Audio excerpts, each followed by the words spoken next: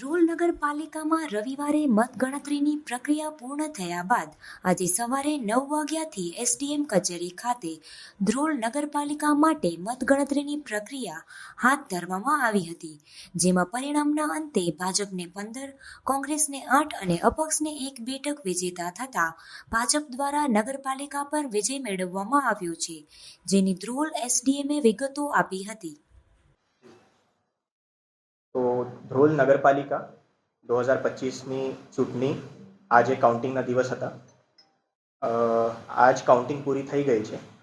Total Dhrol નગરપાલિકામાં ward 1 થી ward number 6 આની કાઉન્ટિંગ પૂરી થઈ ગઈ છે અને આનું રિઝલ્ટ પણ ડિક્લેર કરી દીધા છે.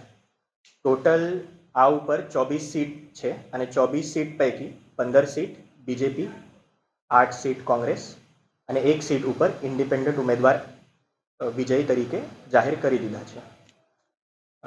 पछी जो वार्ड नंबर 7 है उसमें एक उम्मीदवार का देहांत हुआ है.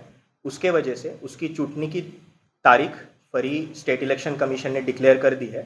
24 तारीख से उसकी प्रक्रिया शुरू हो जाएगी और आने वाला जो मार्च महीना है उसमें 16 तारीख को उसकी चुटनी इलेक्शन का रहेगा, जिसमें मत देना रहेगा और 18 तारीख को 18 मार्च को उसकी काउंटिंग रहेगी फिर से.